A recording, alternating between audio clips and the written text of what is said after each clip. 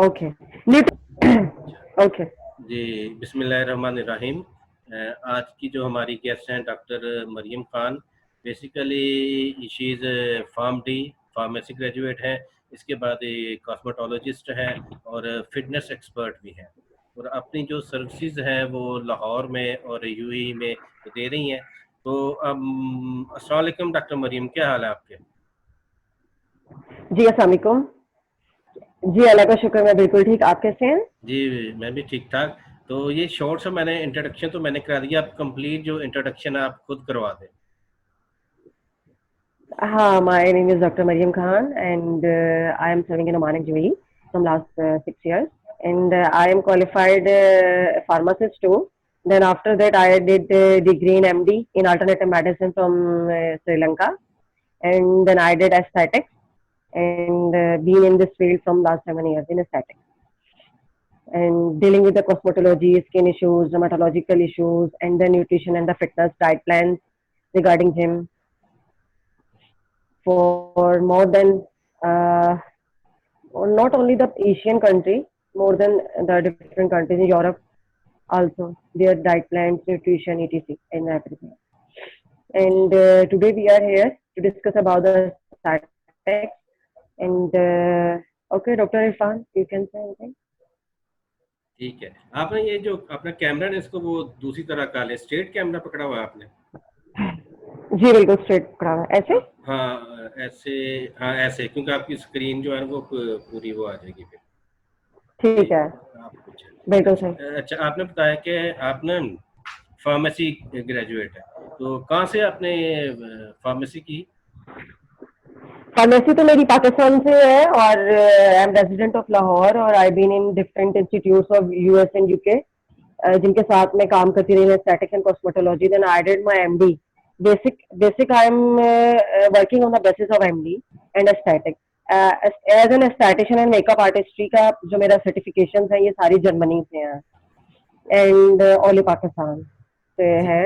और इससे पहले मैं I was working as a trainer and consultant in Dermalogica too and then other institutes of Pakistan. I don't want to name any brand but I been in everywhere in most of the well-known brands of Pakistan as a trainer, as a cosmetologist and esthetician basically.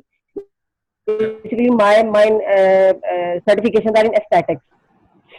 अच्छा, pharmacy के बाद आपका कैसे interest यहाँ पे वो develop हुआ? कि वो तो मेडिसिन है, मेडिसिन की तरफ भी आप जा सकती थी, एस्थेटिक की तरफ कैसे आपका इंटरेस्ट डेवलप हुआ? एस्थेटिक्स की तरफ इसलिए से हुआ कि मैंने एक इंस्टीट्यूट में काम किया जहाँ पे फार्मासिस्ट का स्कोप काफी अच्छा था और जहाँ पे वो लोग हायर ही एज अ स्किन कंसल्टेंट्री में जहाँ पे कॉस्मेटिक्स हुआ करती थी। एक इंस्टीट्यूट था दैट वाज डर्मालॉजिका, वहां से मैंने स्टार्ट किया। और वहां पे ये था कि लाइक फार्मासिस्ट को एज अ स्किन कंसल्टेंट और स्किन से रिलेटेड जितनी भी मेडिकेशन बनती थी वहां पे उनकी फार्मुलेशन को वो ज्यादा प्रेफर करते थे कि फार्मासिस्ट होना चाहिए क्योंकि pharmacist knows more about the formulation and chemical ingredients in how much amount that should be और reasonable for the skin types and for the patient. तो इसलिए आज से ये एक स्पेशलिटी थी जो फार्मासिस्ट को सूट करती थी। तब मुझे ऐसा लगा कि यार फार्मासिस्ट जो है इस फील्ड के अंदर भी आ सकते हैं लाइक एज एस्थेटिशियन, क्योंकि एस्थेटिक्स के लिए कुछ जरूरी नहीं था कि आपको डर्माटोलॉजी से रिलेटेड एमबीबीएस हो और फिर आप एफसीपीएस करो और फिर आप बाकी की डिग्रीज करो और आप उसके बाद इसके अंदर आओ। इसके अंदर ये जरूरी था कि कम से कम आपका एक्सपीरियंस होना चाहिए, आप एस्थेटिशियन होने चाहिए। एस्थेटिशियन इज एस्थेटिक्स में बहुत से एमबीबीएस लोग भी काम कर रहे हैं, लेकिन एस्थेटिशियन के लिए जरूरी नहीं है that you should be N MBBS person. You can also work if you have an exposure in skin like skin products का आपको पता है या आपने कुछ ऐसी कंपनीज में काम किया है as a trainer, because I was also MBA and I been in the management field mostly. Then I went into the training sessions there directly as a trainer. Then when I come through the dermalogica in the training sessions and lot of things I did and I went through, then I come to know कि like pharmacist भी आगे जा सकता है इस aesthetics की field में अगर आप cosmetology प्लस ये जो है अगर आप डीप इनटू द स्किन अगर देखते हो प्रोसेस को और उसमें केमिकल इंग्रेडिएंट्स आ रहे हैं और उनको किस तरह इफेक्ट कर रहे हैं पर्सनल की स्किन को, तो उसमें एक फार्मासिस्ट भी जा सकता है। इट डजेंट मीन कि कोई एमबीबीएस पर्सनल ही आए और वही जाए। देन आई गेट एमडी, इसी की वजह से कि ताकि मुझे यहाँ पे कोई रेजिस्टेंस ना पेश आए काम करने में. Then I did my MD from Sri Lanka in alternative medicine. That was a research-based degree, and then that was related to aromatherapy, to the fitness. That was related to fitness, aromatherapy, nutrition, plus skin issues, and all type of body fitness treatments are there in that field. And there was really a lot of treatments like from herbs, from old techniques. Like जैसे हम देखते थे कि जी एक old Germany की techniques हुआ करती थी पुराने जमानों में, जो लोग इस्तेमाल किया करते थे, हर्ब्स के साथ इलाज किया करते थे, ये सारा एक मॉडर्न टेक्निक्स के साथ सारा उसमें इंटरकनेक्टेड था. Then I come to know कि यार मेरे लिए एमडी एक बहुत अच्छा फेवरेबल रहा. देन उसके साथ मैंने आते ही फिर एस्थेटिक्स एंड मेकअप आर्टिस्ट्री में, जिसमें सेमी परमानेंट मेकअप आ जाता है. जब आप बॉडी फिटनेस में आते हो तो उसमें बॉडी कंट्रोलिंग आ जाती है, सेमी परमानेंट मेकअप आ जाता है. उसमें फिर मैंने मेकअप आर्टिस्ट्री किया जर्मनी की कंपनी से, जिसको ओले is a multinational company basically that was sponsoring that seminar. और उसमें उन्होंने फिर हम लोगों का टेस्ट किया, स्टडी करवाया स्किन का, एस्थेटिक्स का, मतलब like all that exposure I went through, and then I just cleared that, and then I come in this field. और ये बहुत बहुत इंटरेस्टिंग फील्ड है, बहुत interesting. Like you are not a beautician, basically you are dealing with the skin of the patient through machinery. Like chemicals के साथ आप play कर रहे हो, विद मशीनरी आप स्किन को ट्रीट कर रहे हो, सीरम्स के साथ डिफरेंट लेजर ट्रीटमेंट आ गए हैं उसमें. लाइक एक मॉडर्न ब्यूटी, जो आप कहते हो ना कि ब्यूटी फील्ड को अगर आप मॉडर्नाइज कर दो मजीद, तो ये कॉस्मेटोलॉजी प्लस एस्थेटिक्स बन जाता है, ये चीज है. और इसको यकीन करें कि इसको स्किन में काफी ज्यादा एमबीबीएस डॉक्टर्स ने भी फॉलोअप किया, सब लोगों को देखते हुए. अच्छा, मेरे ज़हन में तो ये था कि जो एस्थेटिक है, आपसे वो मेरी जो डिस्कशन हुई, मेरे ज़हन में यही था कि ये जो एस्थेटिक है या स्किन स्पेशलिस्ट है या कॉस्मेटोलॉजी है, इसमें सिर्फ वही आते हैं जिनका बैकग्राउंड एमबीबीएस किया, डॉक्टरी की हो. हाँ, मैं एक और चीज बताती चलो. यहाँ पे एक होता है, हमारे पास होते हैं दो प्रोसीजर्स, इन्वेजिव और नॉन इन्वेजिव. हम लोग अगर हमने एमबीबीएस नहीं किया क्योंकि उसमें सर्जरी नहीं पड़ा है, तो that's why we can't do in non invasive. हम सिर्फ नॉन इन्वेजिव करेंगे क्योंकि we are related to aesthetics only and cosmetology. तो हम सिर्फ ब्यूटी के ट्रीटमेंट्स करेंगे, इन्वेजिव नहीं कर सकेंगे, नॉन इन्वेजिव को डील करेंगे. और जो नॉन इन्वेजिव को डील कर रहे हैं वो एमबीबीएस पर्सनल करेंगे. जैसे सर्जिकल प्रोसीजर्स हो गए स्किन के, ब्यूटी के, जैसे अब कोई स्कार है उसका रिमूवल करना है, सर्जिकल रिमूवल करना है, स्किन बिल्कुल पील करके आपको दोबारा से उस पर एक पूरी सर्जरी करनी है, that can do MBBS personal, और ये उनकी फील्ड हो जाएगी. अब ये फर्क आ जाएगा कि MBBS personnel are doing invasive and non invasive both, but we can't do invasive, we can do non-invasive with along with cosmetology and beauty therapies we can get. This is one difference, main difference that I can discuss here. हाँ ठीक है, वो अब मुझे वो समझ लगी. जैसे हम फार्मासिस्ट या एमबीबीएस होते हैं, हम डायग्नोज तो हम भी कर सकते हैं, लेकिन सर्जरी नहीं कर सकते. हम सर्जरी नहीं करते, जो एमबीबीएस वाले नहीं, सर्जरी नहीं कर पाएगी क्योंकि that is not allowed. Even if you went to UAE and Oman, you are not allowed to make invasive. You can make non-invasive procedures like lasers. आप हेयर का ट्रीटमेंट करो, लेजर्स करो, इंजेक्टेबल्स को जब आप यूज करने लगोगे, that is not allowed to you. That is allowed to MBBS person because they are like bachelors in medicine and bachelors in surgery. Basically, their degree name is. And we are bachelors in medicine basically. And then as being a statistician, we can do non-invasive, not invasive. This is one difference. ज़रा वो कुछ जो That's why both people are interested in this field and needed in this field. इस तरह जो होते हैं, जो लेकिन हर इंसान का हर प्रोफेशनल का एक पार्ट है यहाँ पे. बिल्कुल, जैसे वो एंडोक्रिनोलॉजिस्ट जो डिसऑर्डर्स होते हैं, उनको भी आप डील करती हैं? उनको तो मैं नहीं डील करती हूँ, उनको मेडिसिन से डील कर सकते हैं. जैसे न्यूट्रास्यूटिकल सप्लीमेंट्स हो गए या हर्बल हो गए, उसके साथ हम ट्रीटमेंट करते हैं क्योंकि हेल्थ एंड फिटनेस में वो आता है. और बाकी जो मेन अगर उससे ज्यादा ऊपर की कोई बात होती है, कोई और मजीद इशू होता है, तो हम एंडोक्राइनोलॉजिस्ट के पास ही रिकमेंड करते हैं पेशेंट को. लेकिन जहां तक हर्बल्स के साथ हमें ट्रीटमेंट और नेचुरल ट्रीटमेंट, हम पेशेंट की सिविलिटी को देखते हैं कहाँ से क्या है, और पेशेंट आपको कहाँ तक रिस्पॉन्स कर सकता है, और आप कहाँ पे उसका डिजीज देख रहे हो. और बहुत नेचुरल ट्रीटमेंट तो बहुत, और बहुत सारे गायनेकोलॉजिकल इश्यूज हैं जो कंट्रोल हो जाते हैं, हार्मोनल इश्यूज है, डिस्टर्बेंसेज हैं, वो सारी कंट्रोल हो जाते हैं हर्बल्स के साथ. ठीक है, ठीक है, इसका मतलब है कुछ सिंपल जो एंडोक्रिनोलॉजिकल डिसऑर्डर है विद हेल्प ऑफ मेडिसिन जहाँ पे ट्रीटमेंट पॉसिबल हो सकती है वो आपकी डोमेन में आते हैं, जिनमें अगर कोई हार्मोन मेडिसिन रिप्लेस, न्यूट्रिशन हम लोग कर सकते हैं विद एक्सरसाइज। हाँ बिल्कुल। वो आ सकते हैं, जिसमें अगर वो हार्मोन रिप्लेसमेंट थेरेपी अगर किसी में जरूरत पड़ जाए वो आपकी डोमेन में नहीं आएगी। नहीं, वो नहीं आएगी। वो उसके बाद फिर हम एंडोक्राइनोलॉजिस्ट के पास या एमबीबीएस डॉक्टर के पास ही रिकमेंड करेंगे पेशेंट को, नी स्पेशलिस्ट के पास। क्योंकि obviously they are specialist consultant for this. हाँ वो इसलिए मैंने अक्सर देखा था जो उसके स्किन स्पेशलिस्ट होते हैं वो हार्मोनल प्रॉब्लम्स, एंडोक्रिनोलॉजिकल जो प्रॉब्लम होते हैं उनकी वो आपने ज़रा हर किसी आदमी प्रमोशन करनी होती है। या every person is there specific domain ना, और वो अपनी अपनी स्पेशलिटी में काम करे। हमारी किसी अलग स्पेशलिटी है, उनकी एक अलग है। तो every person is master in their own field. हाँ we can't be master in every field, like हाँ, दिस। वो तो इफ है। We are dealing with skin beauty and cosmetics then we can do that only. हाँ, अच्छा दूसरा ये था कि ये मुझे लगता है कि ये जो आपने कॉस्मेटोलॉजी की तरफ है ये फीमेल ओरिएंटेड ज़्यादा, ये मेल इसमें कम्युनिटी आप बात करें वो कितनी क्या जो काम कर रही है इसमें? मेल कम्युनिटी भी है इसके अंदर, बिल्कुल है। और as an aesthetician therapist, beauty therapist भी जो है वो है, लड़के भी हैं इस फील्ड के अंदर, बहुत ज्यादा है। मेकअप आर्टिस्ट में बहुत लड़के हैं। बाहर ज्यादा एक्सपोजर है। पाकिस्तान में देखने में तो एमबीबीएस डॉक्टर्स हैं जो नॉन इन्वेजिव सर्जरीज कर भी रहे हैं, नॉन इन्वेजिव इन्वेजिव। जैसे हमें मालूम पे आपने बहुत बड़े डॉक्टर्स का नाम सुना होगा। They are doing very well in this field. और वो सारे मेल्स हैं। They are doing very well in this field. Hair transplant जितने हो रहे हैं वो सारे मेल डॉक्टर्स कर रहे हैं। फीमेल्स भी हम्म, कर रही हैं, but male male doctor are mostly doing this. ऐसा नहीं कि एस्थेटिक्स में सिर्फ लड़की, एस्थेटिक्स में ज्यादातर कॉस्मेटोलॉजी की तरफ जब आ जाते हैं ना, ब्लेजर्स की तरफ, उसमें आपको ज्यादातर गर्ल्स का एक्सपोजर नजर आएगा, या सेमी परमानेंट मेकअप की तरह हाँ वो नजर आएगा। वही भी मेरा वो आ रहा था ना कि जो आप कह रहे हैं कि एस्थेटिक स्किन पे वो मेल कम्युनिटी ज्यादा है, लेकिन आपका जो सेगमेंट है लेजर का या मेकअप का, तो उसमें जहाँ तक मेरा पॉइंट है हमारी कम्युनिटी में हम फॉरेन की बात नहीं करते, फीमेल का ज्यादा वो होता है। क्या ख्याल है? एक्चुअली ये होता है कि ब्यूटी फील्ड से रिलेटेड फीमेल सबसे ज्यादा आपको मिलती है, उनका एक्सपोजर ज्यादा होता है। मेल्स भी हैं तो फीमेल फीमेल्स को कर रही होती है, फिर मेल्स मेल्स को कर रहे होते हैं। तो obviously we are Muslim, we are living in Pakistan, तो यहाँ पर फिर हमें थोड़ा सा ये देखना पड़ता है कि फीमेल को फीमेल ट्रीट करें और मेल को मेल, क्योंकि तो काफी लोग विलिंग नहीं होते कि मेल्स फीमेल्स को ट्रीट करना शुरू कर दें, या फीमेल्स भी काफी सारी विलिंग नहीं होती, डॉक्टर भी विलिंग करें।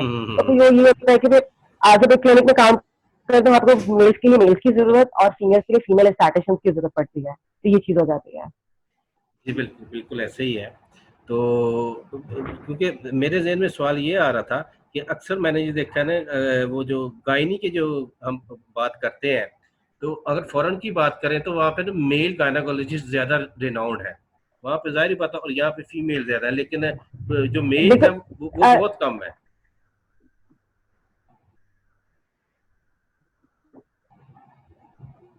एक तो गायनाकोलॉजिकल सर्जरी हो जाएगी ना, गायनाकोलॉजिकल एस्थेटिक्स, ये एक अलग चीज आ जाएगी। अब वही स्पेशलाइज करते हैं एस्थेटिक्स में, तो गायनाकोलॉजिकल एस्थेटिक्स आ जाता है। उसमें बहुत सारे process, there is no such sex issue. Pakistan में ये होता है कि फीमेल्स के लिए फीमेल्स, हमें मेल्स के लिए मेल्स चाहिए होते हैं।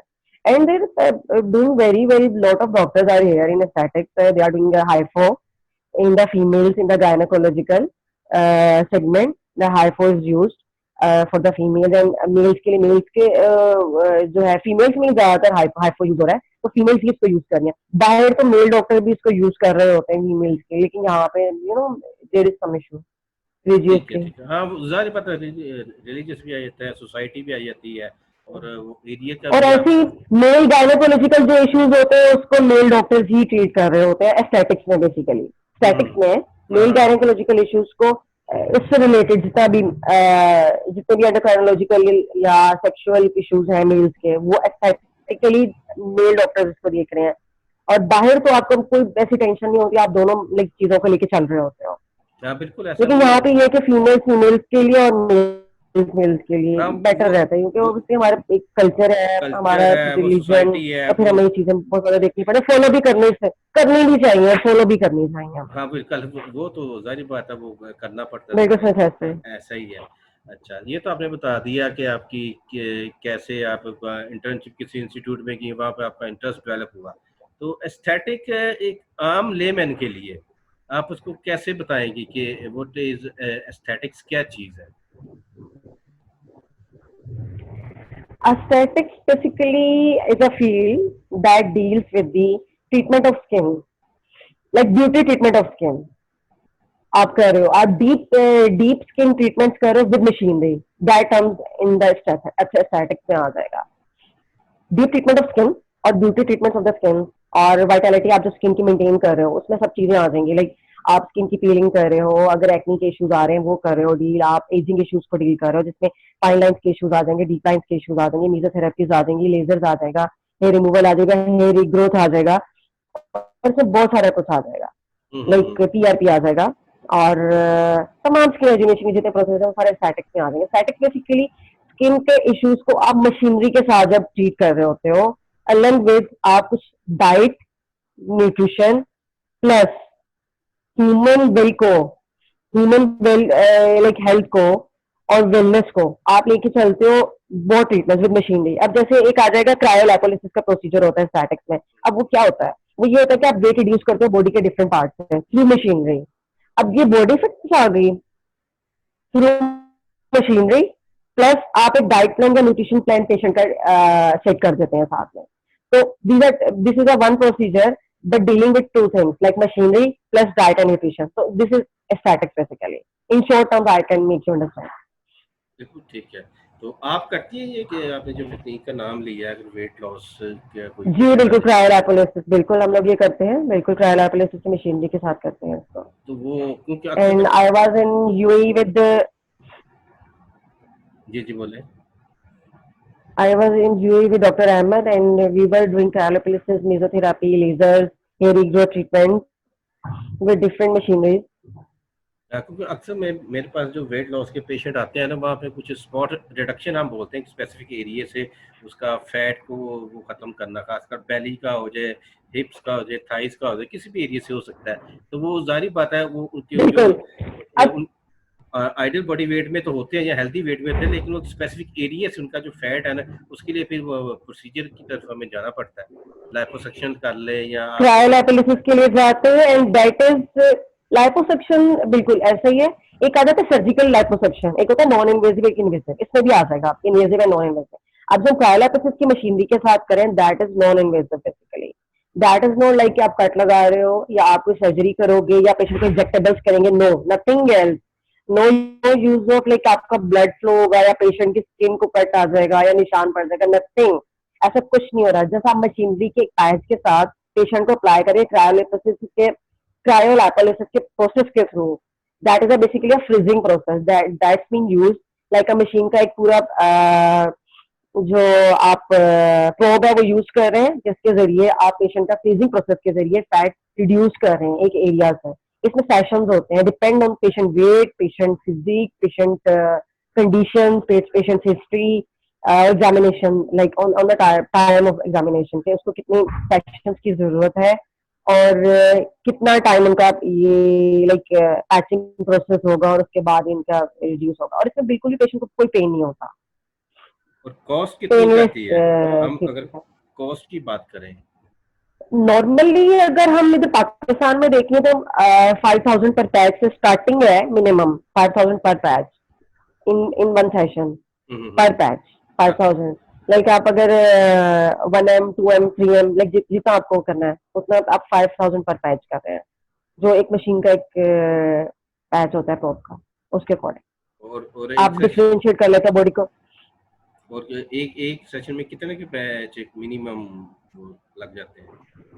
दैट डिपेंड ऑन पेशेंट कि वो कहाँ का चाह रहा है। अगर वो एब्डोमेन के साथ थाइस भी चाह रहा है तो ऑब्वियसली उसके हिसाब से आपके पैचेस इंक्रीज होते जाएंगे। फिर आपको अगर पेशेंट को थाइस के साथ अपना लाइक और भी लाइक शोल्डर्स के भी चाहिए फैट करना, कम करना है, उसको बैक से भी करवाना है, that depends on patient basically कि उसको कितना लाइक बॉडी को मेंटेन करना है। फिर आप उस लिहाज से उसके पैचेस काउंट करके उस लिहाज से उसकी कॉस्ट बन जाती है। तकरीबन ये एस्थेटिक प्रोसीजर्स काफी एक्सपेंसिव होते हैं, ये 1,00,000 2,00,000 तक तो स्टार्टिंग में आपका पेशेंट पहुंच जाता है वन सेशन में, अगर फुल बॉडी आपको करवानी हो। लेकिन अगर वन पैच करवाना है, 2 पैच 3 पैच जितना लाइक उनको थोड़ा सा एब्डोमेन ही करवाना है अपना काम, तो वो फिर ये कि कम में हो जाता है। But depend on present examination और वो सारा कुछ पहले से नहीं बता सकते। हर इंस्टीट्यूट का एक डिफरेंट क्राइटेरिया है कि कुछ लोग डाइट प्लान दे रहे होते हैं साथ में, न्यूट्रिशनल प्लान दे रहे हैं, कुछ जिम की एक्सरसाइजेज भी साथ में बता रहे हैं फिटनेस के लिए, और साथ में वो कहते हैं कि आप क्रायो का ट्रीटमेंट भी साथ में लो। तो ये फिर 3 चीजें आ जाएंगी, फिर डिफरेंट कोर्स हो जाएगी, प्रिस्क्रिप्शन की, फिर मेडिकेशन की, लाइक दिस सॉर्ट ऑफ। ये सप्लीमेंट्स वो क्या कौन सा देना चाह रहे हैं साथ में, डाइट प्लान कौन सा दे रहे हैं पेशेंट। ज़ाहिर बात है वो पेशेंट टू पेशेंट बेस्ड, जैसे हमारी न्यूट्रिशन में कंसल्टेंसी फीस से तो ये सारा कुछ हो जाता है। एक ही जो डाइट प्लान है वो हर किसी के ऊपर सूट नहीं करता, वो कस्टमाइज अब होता है पेशेंट का। अब वही मैं आपको बता, बिल्कुल एस्थेटिक के जितने भी क्लिनिक्स है अब उसमें न्यूट्रिशनल एस्थेटिशियंस भी बैठे हुए हैं, वो बिल्कुल लोग ऐसे भी ही बैठे हैं वहाँ पे। बिल्कुल ऐसे वो ही ऐसे ही न्यूट्रिशन की जगह पे अब जब हम लोग ट्रीटमेंट करने, हमें ट्रीटमेंट करने के बाद न्यूट्रिशनल या डाइटिशियन के पास भेज देंगे पेशेंट को कि अब आप जाके अपना डाइट या न्यूट्रिशनल चार्ट बनवा लो उनसे। तो ये कि सब लोग एक क्यू में एक सिस्टम बना के काम करते हैं, तो फिर ही आपका एक सर्कल पूरे इक्वेशन की पूरी काउंसलिंग होती है। बिल्कुल तो ऐसे ही। आपको हर जगह जरूरत है। अब हाँ जहाँ पे हमें नॉन इन्वेजिव की जरूरत है, वहां पे अगर MBBS doctor as an statistician अगर वो सर्जिकल प्रोसेस भी पेशेंट का करेगा तो वो चीज नहीं ठीक होगी बिल्कुल भी। हम्म, और जहाँ पे हम लोग नीडेड है वहाँ पे हम लोग अपनी सर्विसेज दे रहे हैं, जहाँ पे बाकी के लोग हैं वो अपनी काम कर रहे हैं। तो ठीक है। कि एक पेशेंट काउंसलिंग में हर इंसान का एक एक प्रोफेशनल का एक पार्ट है और और वो अपना कर और रहा होता इसमें है। मेरे ख्याल में वो भी आ जाता है, साइकोलॉजिकल एस्पेक्ट भी आ जाता है। किसी ने अगर वेट लॉस करना है तो साइकोलॉजी, नफ्सियात भी वो काफी इफेक्ट करती है, क्योंकि कुछ मैंने वो देखा है। साइकोलॉजी, एक दो हाँ क्लिनिक्स में उन्होंने साइकोलॉजिस्ट भी साथ रखे हुए हैं वो लाहौर भी, में। हाँ वो भी इसलिए रखे हैं कि डिप्रेसिव इश्यूज भी होते हैं पेशेंट्स को, और बिल्कुल ऐसे डिप्रेसिव इश्यूज को भी ट्रीट करना पड़ता है। अगर अब ये वही बात है ना, अब आप पेशेंट आपके पास आया आप उसको पूरी डायग्नोज करोगे, जब आप डायग्नोज करोगे then you come to know about the patient, उसको किस किस चीज की जरूरत है। If he or she needs a psychologist you recommend him to the psychologist, then after that you know खाली मशीनरी के साथ पेशेंट नहीं ठीक होगा। अगर मैं कहूँ कि जी एक पेशेंट 100 kg है और वो कहता है कि जी मैं अभी लाइक 2 वीक के बाद only through machinery, only through static procedure के साथ मैं 60 to 70 kg आ जाऊँ, मतलब 20-30 kg मेरा लूज होता है। तो अगर आप ये चीज बोलोगे कि जी हो जाएगा, तो ऐसे नहीं है। अगर तो पेशेंट को और भी इश्यूज है, क्या पता पेशेंट को हार्मोनल इश्यूज हो, उसके हार्मोन के टेस्ट करवाने पड़ेंगे। अगर उसको कोई डाइट का इशू है कि मतलब वो बिल्कुल इरेगुलरली कुछ खा रहा है, पी रहा है, यूज कर रहा है, उसकी कैलोरीज काउंट की उसका मैनेज नहीं है, तो ऑब्वियसली हमें न्यूट्रिशनल या डाइटिशियन की जरूरत है। अगर साइकोलॉजिकल इश्यूज आ रहे हैं, they have any tensive issues, hormonal issues, तो हमें ऑब्वियसली साइकोलॉजिस्ट के पास फिर उसको रिकमेंड करना पड़ता है। Obviously there is a need of all people here. और अगर there is a good doctor, good personnel with experience, if a good statistician is there who can diagnose all things and manage them, he or she can do. But बिल्कुल ऐसे ही है। every person has their own specialty, and they can do their own work हाँ, better. क्योंकि मैं भी एक bariatric surgeon है लाहौर में, एक बड़ा नया हॉस्पिटल बना है लाहौर में, तो उनके साथ मैं भी टच हूँ, और उन्होंने कहा था हमें एक साइकोलॉजिस्ट भी चाहिए कि डाइटरी मैनेजमेंट तो आप कर देंगे, ठीक है। उसकी जो साइकोलॉजिकल नफ्सियाती तौर पे होता है ना, उसके लिए भी हमें एक दो साइकोलॉजिस्ट, क्योंकि वो जो डॉक्टर थे उन्होंने बाहर अमेरिका और यूके में काम किया था, तो वो नए पाकिस्तान में शिफ्ट हुए थे, वो टीम बना रहे थे, उसमें साइकोलॉजिस्ट, बिल्कुल बाहर फिजियोथेरेपिस्ट। ऐसा ही है, बाहर आपको जब आप, हाँ ऐसा ही है। जब आप स्टैटिक्स भी कर रहे हैं ना, अगर आप स्किन या डर्मेटोलॉजिकल इश्यूज के लिए पेशेंट आपके पास आया और आपने अगर उसमें डायग्नोज किया कि there is some issue, psychological issue, hormonal issue, तो आप उसको उसके रिक्वायर्ड पर्सनल के पास रिकमेंड करते हैं। आप बिल्कुल सारी वैसे। चीजें नहीं कर सकते, आप जिस चीज में स्पेशलाइज हो आप सिर्फ वो कर रहे होते हो, बाकी चीजें आप दूसरे पर्सनल के पास करो। जैसे मैंने अभी आपको बयान किया था, लाइक जैसे अगर डाइटिशियन का इशू है, न्यूट्रिशन का है, तो हम न्यूट्रिशनिस्ट के पास भेजेंगे। If बिल्कुल बिल्कुल there is ऐसे। an issue of psychologist, then we will recommend that patient to the psychologist. Then concurrently, patient is getting therapy. Then hmm, patient get full static, कि अगर मैं कहूँगी जी वो 100 से 70 विद इन 1 मंथ आ जाए, तो ऐसा नहीं होगा। अगर उसको साइकोलॉजिकल इशू है, अगर उसको कोई एंडोक्राइनोलॉजिकल इशू है, या उसको डाइट एंड न्यूट्रिशन का सेट करना है, इस तरह का कोई इशू है, तो ऑब्वियसली वो कंकरेंटली सारे ट्रीटमेंट इकट्ठे लेगा तो फिर ठीक होगा, बिल्कुल वो उसको ऐसे ही ज्यादा वैसे ही। जल्दी फर्क आ जाएगा। अच्छा, अब अगर ये सेशन खत्म हो जाएंगे, 40 मिनट्स की वो इसकी लिमिट होती है, तो मैं दोबारा आपको वो ठीक है। आईडी और पासवर्ड भेजूंगा, वो तो फिर हम वापस उसको ओके दोबारा ज्वाइन करेंगे, क्योंकि वो ये ओके जूम की ओके, वो जो है ना टाइम लिमिट ही वो इतनी। अच्छा, ठीक है तो बिल्कुल सही। हम बात कर रहे थे कि एक वो पूरी टीम होती है, टीम के साथ ही वो काम होता है, जैसे फॉरेन में है, अब यहाँ पे भी कुछ बड़े शहरों में वो आ रहा है ये कॉन्सेप्ट कि मुख्तलिफ एक डॉक्टर्स यहाँ पे ये कि पाकिस्तानियों ने स्पेसिफाइड किया हुआ था कि जी अब जो है एक फार्मासिस्ट या डाइट एंड न्यूट्रिशनिस्ट वो ये काम नहीं करेगा, सिर्फ एमबीबीएस डॉक्टर ही हर चीज देखेंगे। तो ये चीज देखने में आई थी बहुत ज्यादा। बट अल्लाह का शुक्र है कि अब शऊर आ रहा है लोगों को, उनको पता चल रहा है कि काम फिजियोथेरापिस्ट का है तो वो कर रहा है अपनी जगह। हर डिग्री की एक वैल्यू है, हर पर्सन एक अपनी स्पेशलिटी, अपनी एक आइडेंटिटी रखता है और वो उसको देनी चाहिए। बिल्कुल बिल्कुल वो ऐसा ही है। जैसे ओबियसली बाहर होता है, यहाँ पे होनी चाहिए। वो आस्ता आस्ता वो और ये ये होना ही नहीं करता आ रहा चाहिए। है, ये आस्ता आस्ता बिल्कुल ऐसे ही। और ये ये नहीं होना चाहिए कि एक फील्ड दूसरी फील्ड में इंटरफेयर करे और आप उसको बोलो कि I am better than you. Nobody is better than anybody. Everybody is better with a team work, not alone anybody is better. हाँ, वो बिल्कुल नो ऐसा ही है, ऐसा ही है। अच्छा, एक तो ये होता है कि स्किन वाइटनिंग का, रंग गोरा करने का बड़ा कॉन्सेप्ट है आजकल हमारी सोसाइटी में। जो जी जैसे में बिल्कुल। रूमी भी कह लें या ये भी कह लें कि फरहान गोरा है और मैं काला हूँ, तो वो रंग को लेके बहुत सी वो क्रीमें अवेलेबल हैं। वो एक तो होता है ना फार्मेसी पे अवेलेबल होना, ये ये सिर्फ मोहल्ले में ये छोटे छोटे ऐसे ही है। जनरल स्टोर है ना, वहाँ पे भी वो मिल रही होती हैं। वो अजीब से नाम रखे होते हैं। तो ये वाइट स्किन वाइटनिंग का जो कॉन्सेप्ट है, इसके बारे में कुछ बताएं हमारे ऑडियंस स्किन वाइटनिंग का ये है कि स्किन एक बहुत बहुत बहुत सेंसिटिव इशू है। स्किन एक बहुत सेंसिटिव ऑर्गन है आपकी बॉडी का। अब आप कोई भी ऐसी क्रीम उठा लो, कोई भी लोकल क्रीम है, उसमें ब्लीचिंग एजेंट बहुत ज्यादा है, वो ऐसी उठा लो, किसी में मैग्नीशियम बहुत ज्यादा है और बहुत सारी चीजें, अगर आप ऐसी उठा के उसको एज ऐसे यूज करना शुरू करें तो आपकी स्किन पर बहुत बैड इफेक्ट्स आएंगे। टाइमली तो आपको लगेगा कि बहुत अच्छे, आपकी स्किन एकदम से ग्लो करेगी, लेकिन बाद में स्टीरॉइड्स है उसके अंदर, वो आपकी स्किन को बहुत बैडली इफेक्ट करेगी, बहुत बैडली। उसके साइड इफेक्ट बहुत ज्यादा आएंगे। तो इसलिए जरूरी होता है, you better go to the aesthetician or a skin consultant, तो you get better food, you get better better remedy for your skin.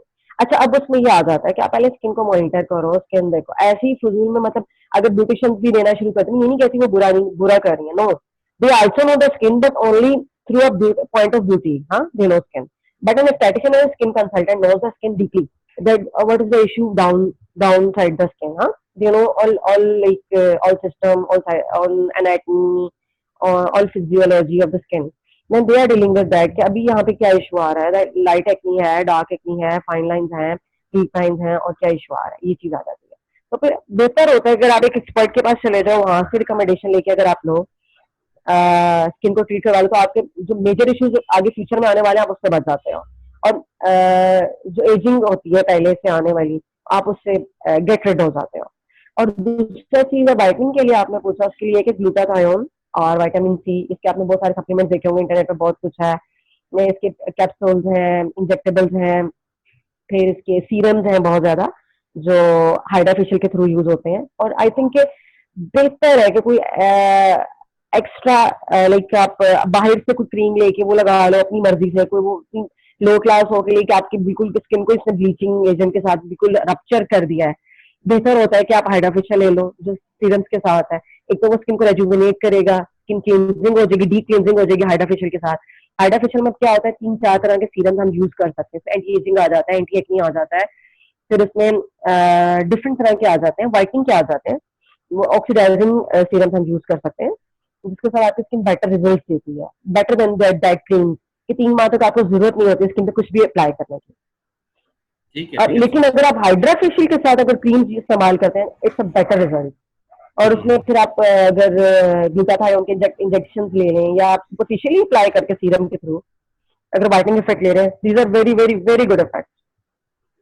बिल्कुल वो ऐसा ही है। और हमारे माशरे में ना कि वो सीधी एक एहसासे महरूमी, जैसे मैंने कहा कि वो फलां गोरा, तो या मीडिया पे देख लिया मैंने भी गोरा है। मेरे नजदीक जो है ना, पूरी रंगत वो मैटर नहीं करती, आपकी जो कम्प्लेक्शन है वो ज्यादा मैटर करती है।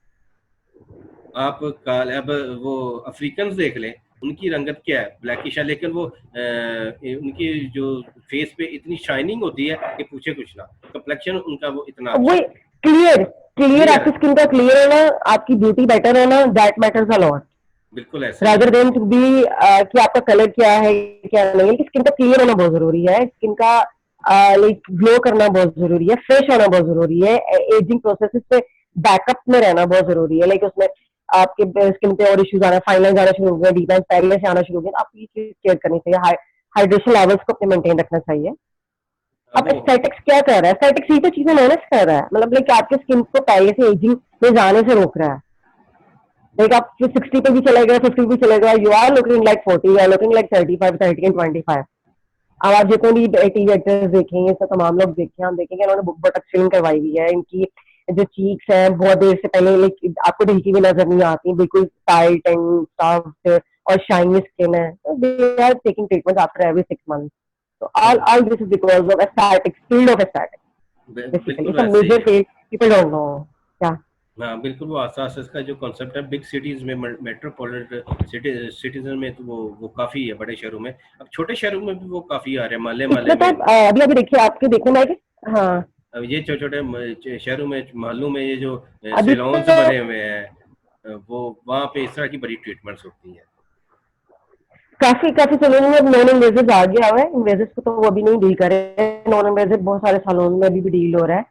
और दूसरा ये कि जो है मैं आपसे डिस्कस करना चाह रही थी, जो भी लाइक जैसे ये कार्बन फेशियल हो गया टाइटनिंग ऑफ स्किन के लिए, हाइड्रा फेशियल हो गया, फिर मेसोथेरेपी की टेक्निक हो गई, तो ये एक एस्थेटिशियन नहीं कर सकता है, और वो करे तो वो बेटर है क्योंकि वो स्पेशलाइज होता है स्किन इश्यूज पे, डीप स्किन क्लींजिंग पे, डीप स्किन स्ट्रक्चर को उसने पढ़ा होता है, तो सारी चीजें स्टडी की होती हैं, टाइम गुजारा होता है सारे प्रोसेसेस में। और इसके साथ जितना अच्छा एस्थेटिक्स के अंदर आप स्किन को ट्रीट कर रहे हैं, that you can't get the result from any beauty salon, you can't get any result from a local cream, not a local treatment कि आपको जैसे लोगों ने बता दिया कि ऐसा कर लो ऐसा हो जाएगा, नहीं। अब तब भी आप देखते हैं ना कि लोगों को फिर भी उनके इश्यूज आ रहे होते हैं, बाद में उनकी स्किन शो कर रही होती है, जो अंदर उनके सारे इश्यूज हो गए होते हैं लोकल क्रीम्स के बाद, ब्लीचिंग एजेंट्स के बाद, मैग्नीशियम क्रीम्स के बाद, लोगों को पता ही नहीं होता कि इसके अंदर क्या क्या चीज है, तो हमें ऑब्वियसली अवॉइड करना चाहिए इन सारी चीजों। बिल्कुल और इसी वैसे। तरह हेयर पे आप आते हैं, हेयर ट्रीटमेंट और हेयर हाँ, की फील्ड ऐसे ही है, हेयर वही मेरा ट्रांसप्लांट पे आ अगला जाए सवाल यही उसके लिए। आने लगा था कि आजकल ना हमारी सोसाइटी में हेयर फॉल भी बहुत ज्यादा कॉमन हो गया है, डैंड्रफ बहुत हेयर ज्यादा हो गया। सप्लीमेंटेशन, हेयर सप्लीमेंटेशन जो है वो बहुत जरूरी है, पर उसकी मैनेजमेंट हमें आनी चाहिए कि हमें मंथ में या वीक में कितनी दफा हेयर को वॉश करना है, कौन से आपको हेयर मास्क यूज करने हैं, कौन सा हेयर ऑयल यूज करना है, और आपकी स्किन के टाइप पे और स्कैप टाइप क्या है, उस पर क्या चीज आपकी ज्यादा सूट करेगी, is that oily, is that normal, is that dry dry type, तो उस लिहाज से आपको अपना शैम्पू यूज करना है, अपनी किट बनानी है पूरी, वो सिलेक्ट करनी है। हम नॉर्मली ये नहीं कर रहे होते, हम कोई भी शैम्पू उठाते हैं वो यूज करना शुरू कर देते हैं, हम कोई भी कंडीशनर उठा रहे हैं वो यूज कर रहे हैं, हम उसको देख ही रहे हैं कि उस पर क्या लिखा है, उस पर लिखा है जी that is for dry hair, that is for normal hair, बहुत से लोगों को पता ही नहीं होता। अब वो जाते हैं शॉप्स पे, वो कहते हैं हमें तो ये पता ही नहीं कि हमारा हेयर किस टाइप का है, ड्राई है, नॉर्मल है, ऑयली है, क्या है। तो इसका बहुत आसान तरीके आपको चेक करने का कि जो नॉर्मल वेदर होता है, जैसे कभी थोड़ी सी ठंड होती है, थोड़ी बहुत गर्मी, नॉर्मल वेदर में आप चेक करें कि आपके सर में डैंड्रफ आती है या नहीं।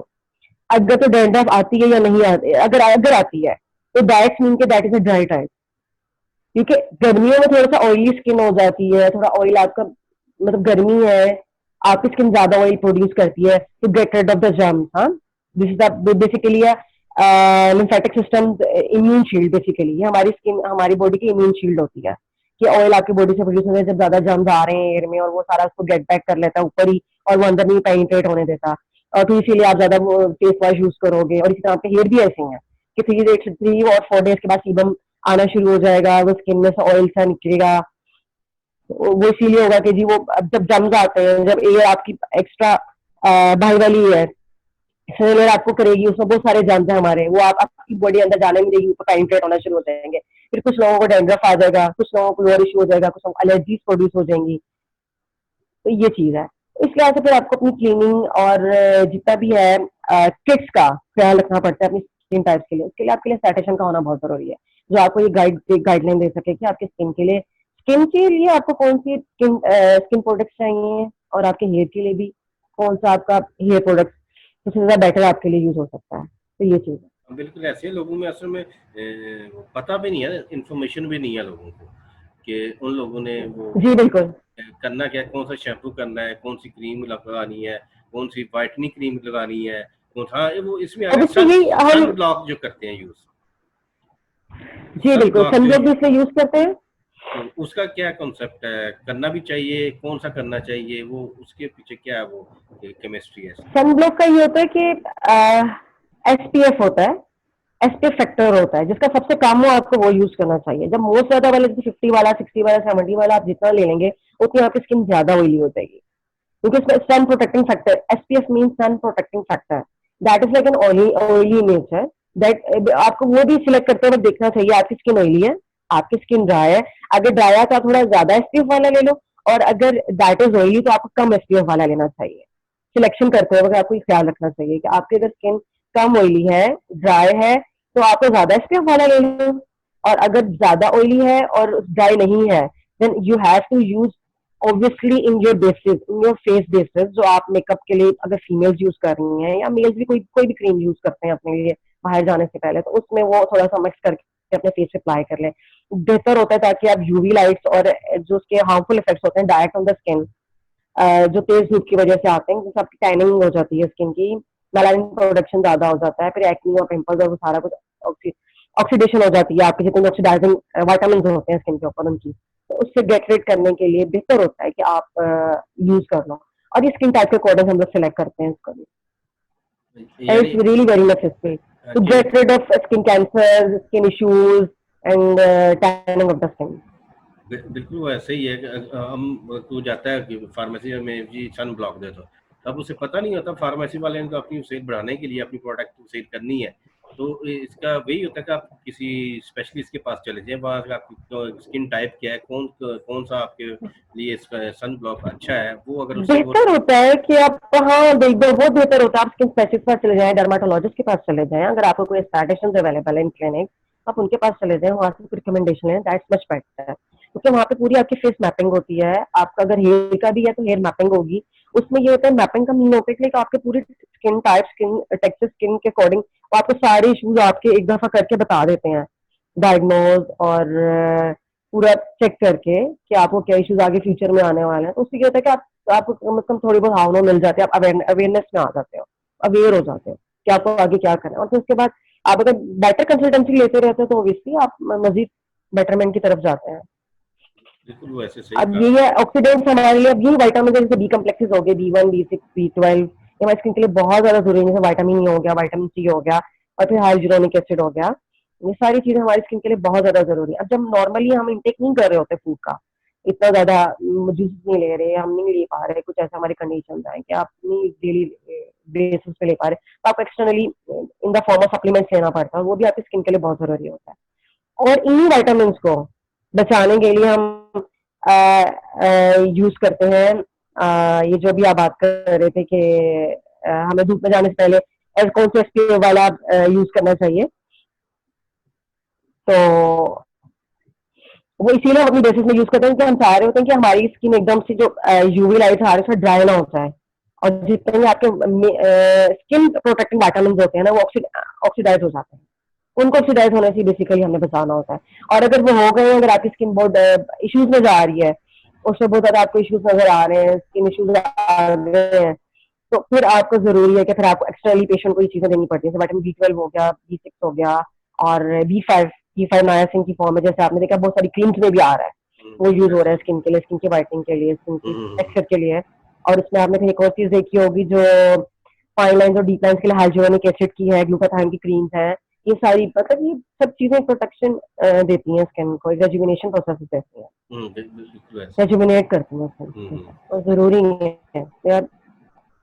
अच्छा, अब इसमें अब बात करें कि जिंक के का रोल कहाँ तक आप समझती हैं? जिंक जो हमारा न्यूट्रेंट है, वो कहाँ पे आप इसकी इम्पोर्टेंस समझती हैं कि वो कितना इम्पोर्टेंट? जिंक जिंक तो बहुत ज्यादा इंपॉर्टेंट है अगर इसको देखा जाए, जैसे एंटी डायरियल ड्रग्स के अंदर भी आपने देखा जिंक होता है, और वो भी इसीलिए होता है कि जिंक जो है it's a vital vital vitamin, समझ लें एक तरीके से वाइटल मिनरल और विटामिन, जिस समझ लें ये है जिंक हमारी बॉडी के लिए। एक तो ये आपके मस्कुलर स्ट्रेंथ देगा, वीकनेसेस को दूर करेगा, सेक्सुअल एबिलिटी को भी इंक्रीज करेगा। नंबर थर्ड, स्किन का क्या, स्किन को वाइटलिटी देगा, स्किन को शाइन देगा, स्किन के जितनी भी ऑक्सीडाइजिंग हो रही होती है ना, ऑक्सीडेशन प्रोसेस हो रहे होते हैं, जितने भी आपको विटामिन, उसको बचाता है बेसिकली होने से। तो जिंक एक बहुत इंपॉर्टेंट चीज है, लाइक आप समझ लो एक बैकबोन है, आपके सारे विटामिन की एक बैकबोन है, जो जिंक उनको ऑक्सीडाइज और ये चीज है। बिल्कुल बिल्कुल। हर मिनरल हर विटामिन की एक अपनी हाँ, वो इम्पोर्टेंस है, हर जगह लेकिन जिस तरह इम्पोर्टेंस है। जिंक सबसे ज्यादा, विटामिन डी जैसे की बड़ी जिंक, विटामिन बी इम्पोर्टेंस है। Complex, A B C D E ज्यादा यूज हो रहे होते हैं स्किन के लिए, बिल्कुल जैसा हम देख रहे होते हैं, बिल्कुल तो इस ऐसे ही। लिहाज से इट्स मोर इम्पोर्टेंट अच्छा, अब ये बात चीज। कर लेते हैं उसका जो सर्केडियन साइकिल है या स्लीप साइकिल है, वो कितना इम्पोर्टेंट है स्किन हेल्थ के लिए? हेयर फॉल की बात कर लें। सर्केडियन साइकिल बहुत ही ज्यादा इंपॉर्टेंट है आपकी पूरी बॉडी की नॉर्मल फंक्शनिंग के लिए, हार्मोनल बैलेंसेस के लिए। अगर आपका सर्केडियन साइकिल नॉर्मल नहीं है तो ऑब्वियसली आपकी बॉडी की हार्मोन भी डिस्टर्ब है। अगर वो डिस्टर्ब है तो आपकी जो लाइक एपेटाइट है दैट इज आल्सो डिस्टर्ब। अगर वो डिस्टर्ब है तो ऑब्वियसली आपका वेट गेन वेट लूज के इश्यूज बहुत ज्यादा आपको आएंगे। जैसे ही वो आएंगे तो उसी वक्त आप ज्यादा मोटापे की तरफ जाना शुरू हो जाओगे, डायबिटीज की तरफ जाना शुरू हो जाओगे, एसपीएन के इश्यूज आना शुरू हो जाएंगे। और फिर क्या है, एजिंग एजिंग प्रोसेस आपकी स्किन के ऊपर आपकी बॉडी के ऊपर दिखना शुरू हो जाएंगे।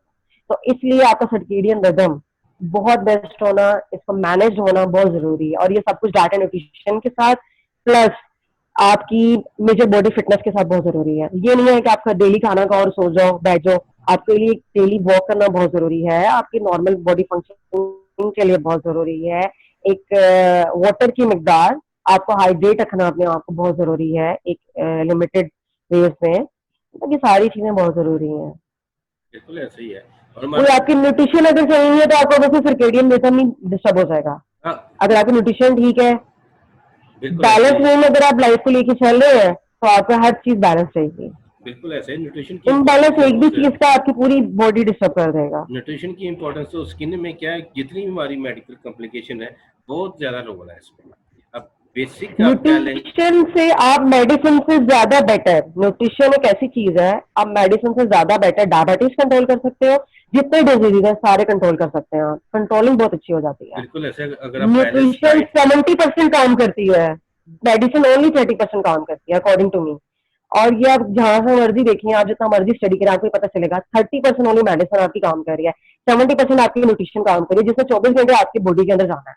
24/7 उसने आपकी बॉडी में जाना है। आपने पानी पीना है, कभी आप मिल्क पीने के बाद जूसेस पीने के बाद टी पी लेकिन there should be a balance between between everything between हाँ, योर न्यूट्रिशन। बिल्कुल। Nutrition is like medicine, herbal medicine. Nutrition hmm, basically जो आप खा रहे हैं ना, ये हर्बल मेडिसिन है बेसिकली। बिल्कुल ऐसे ही इसकी है। एक नॉर्मल मिकदार होना बहुत जरूरी है। अगर आप इसकी एक्सेस करोगे, excess of everything is bad. कोई वेट हम्म, गेन हो जाएगा अगर आप बहुत ज्यादा मीट खाना शुरू हो गए हैं, मोर देन योर नीड। आपके प्रोटीन ही बढ़ गए हैं, फैट्स बढ़ गए हैं, कार्बोहाइड्रेट्स आपको एक्स्ट्रा ही जा रहे हैं। अगर आप रोटियां रोटियां खाते जा रहे हैं, आपने इतदाल नहीं रखा हुआ कि आपने इतना कार्बोहाइड्रेट खाना है डे में, इतना प्रोटीन लेना है और इतना फैट्स लेना है। अगर this is not balance then you can't make your हाँ, बिल्कुल बॉडी वो फिट। माय प्लेट का फूड pyramid का कॉन्सेप्ट न्यूट्रिशन में यूज होता है। वो और ऐसा ही हमारे है। हमारे सोसाइटी में आजकल जंक फूड बहुत ज्यादा कॉमन है। खासकर ये जो यंग कम्युनिटी है हमारी, वहाँ पे ये जंक फूड का बर्गर शवारमा फिजी ड्रिंक्स ये बहुत ज्यादा होगा, जिसकी वजह से उनमें अग्रेशन बहुत ज्यादा होगा। पता ही आपको टायरामीन है, वो basically that aggression is due cause to, कर।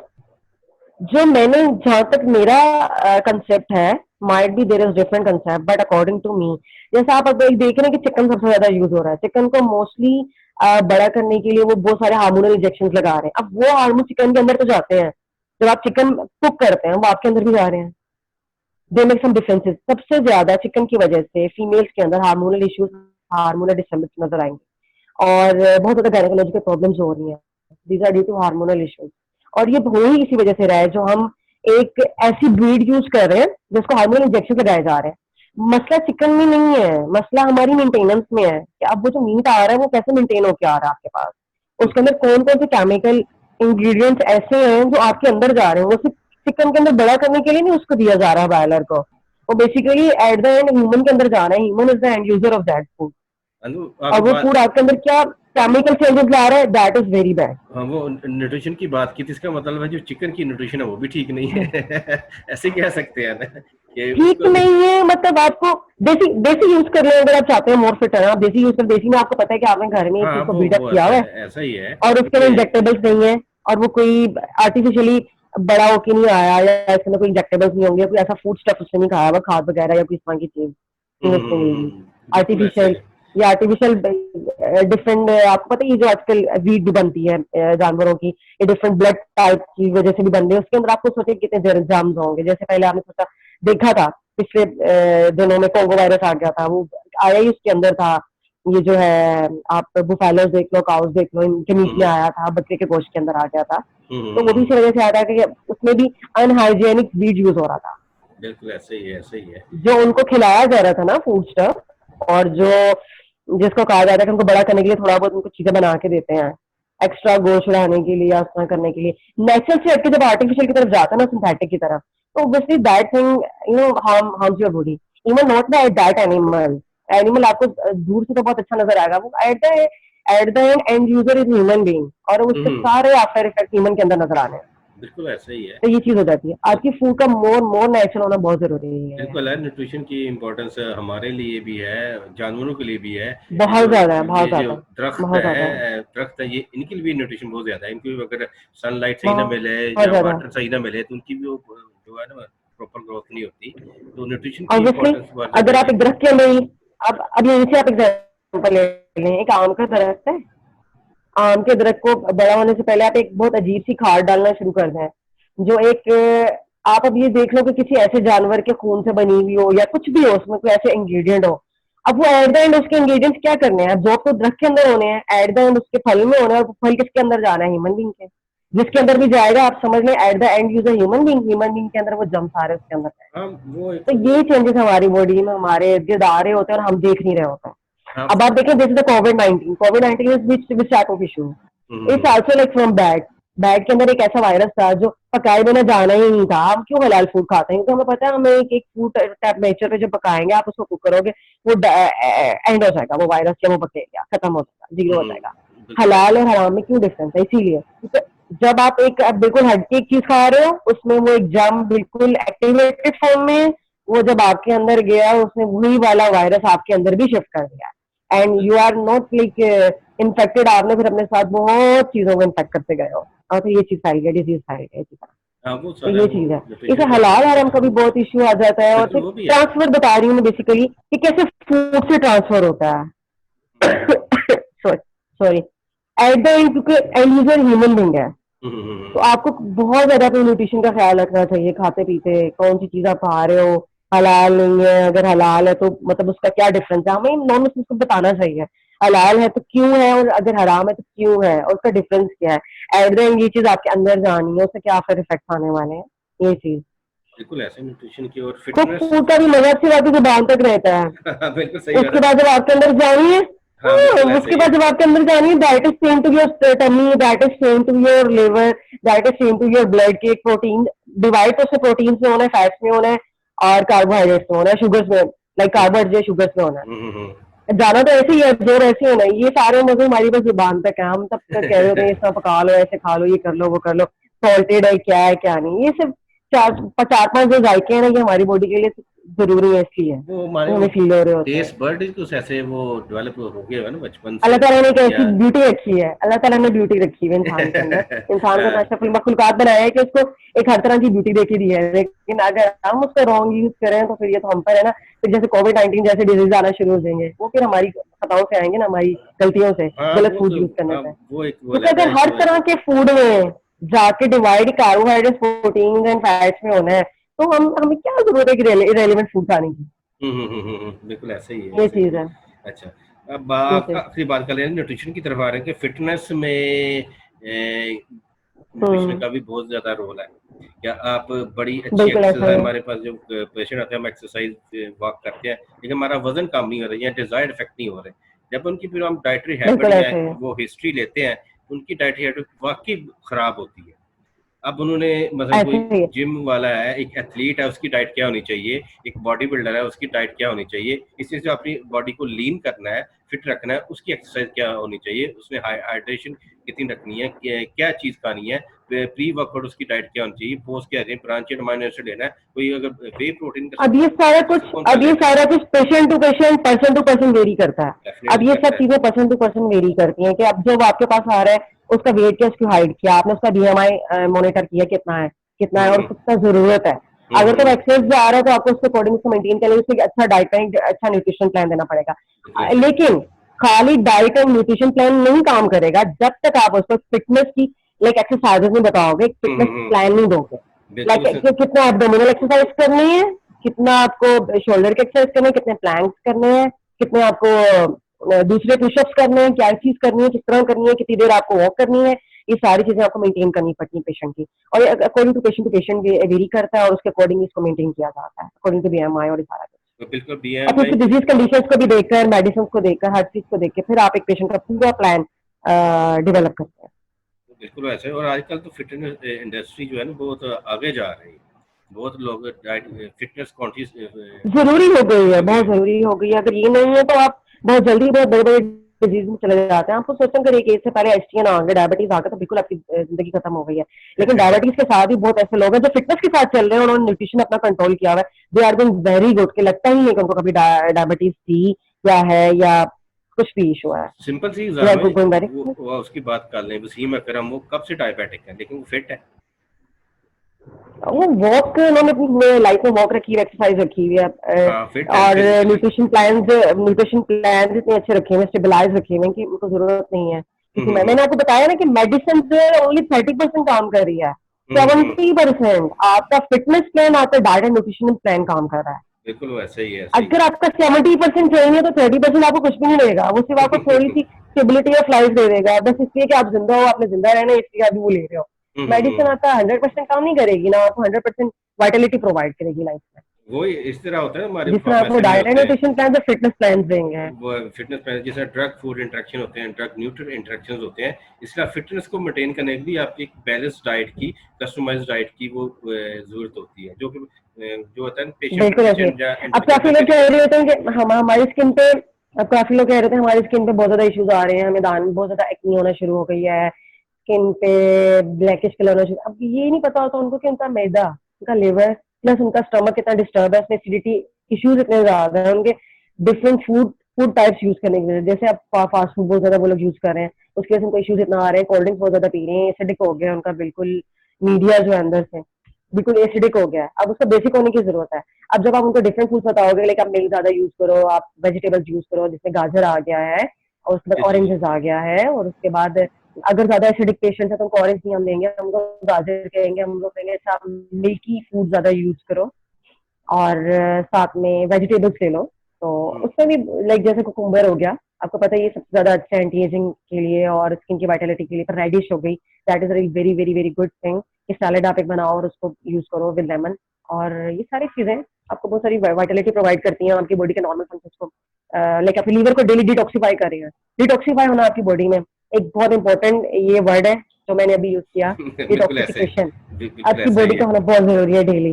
और और जैसे वो डिटॉक्सिफाइड ड्रिंक्स, बहुत सारे डिटॉक्सिफाइड ड्रिंक्स हैं जो आप डाइट में पेशेंट्स को बताते हो कि यार आप ये यूज करो, आप यकीन करिए वहीं से ही, तो डिटॉक्सिफाइड ड्रिंक्स ही यूज करने से, और वो फूड प्लान डिटॉक्सिफायर जो है सॉरी, इस तरह के फूड सप्लीमेंट उसके अंदर ही यूज करने से पेशेंट इतना जबरदस्त ठीक हो जाता है कि उसको मेडिसिन की ओनली 10% जरूरत रह जाती है, 90% वो अपनी फूड के साथ, अपने डिटॉक्सिफिकेशन एजेंट्स के साथ ही लाइक अपने आप को कैरी ऑन करके चल रहा होता है। बिल्कुल नहीं लगता कि उसको कोई इश्यूज आ रहे हैं या कॉम्प्लिकेशन है उसके डिजीज के बिल्कुल वैसे ही लिए। है।